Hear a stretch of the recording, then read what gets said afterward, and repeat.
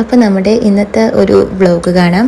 അപ്പോൾ ഇന്നത്തെ വ്ളോഗ് വലിയ സ്പെഷ്യലൊന്നും അല്ല കേട്ടോ, വെറുതെ അങ്ങനെ ഇരിക്കുമ്പം വെറുതെ ഒരു വ്ളോഗ് ഷൂട്ട് ചെയ്യാമെന്ന് വിചാരിച്ചിട്ട് അങ്ങനെ ഷൂട്ടാക്കിയതാണ്.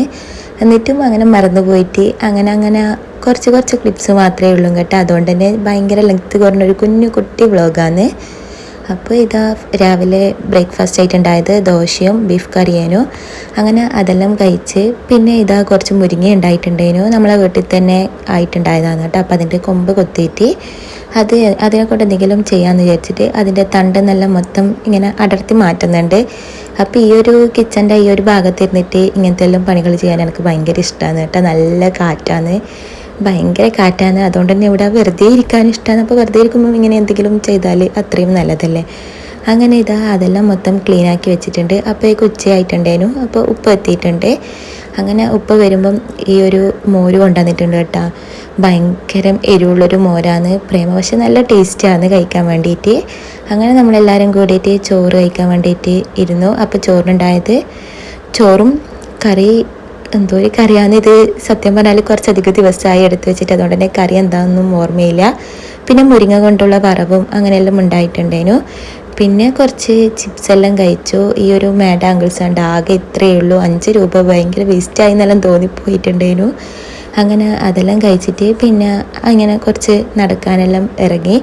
പിന്നെ വൈകുന്നേരം ആയപ്പം തന്നെ ഇതാ തലേന്നത്തെ ബറാത്തിൻ്റെ അന്ന് ഗോതമ്പ് പായസം വെക്കുമല്ലോ, അപ്പോൾ അത് ഫ്രിഡ്ജിൽ വെച്ചിട്ട് നല്ല ഐസ്ക്രീം പോലെ ആയിട്ടുണ്ടേനു. ബറാത്തിൻ്റെ വെച്ച് ആ ഒരു പായസം ഫ്രിഡ്ജിൽ വെച്ചിട്ട് പിറ്റേന്ന് കഴിക്കാൻ വേണ്ടിയിട്ട് ഭയങ്കര രസമാണ്. പിന്നെ കുറച്ച് എന്തെങ്കിലും ഫ്രൂട്ട്സ് എല്ലാം വാങ്ങിക്കാമെന്ന് വിചാരിച്ചിട്ട് നമ്മൾ അടുത്തന്നെയുള്ള ഒരു കടയിൽ പോയിട്ടുണ്ടേനു.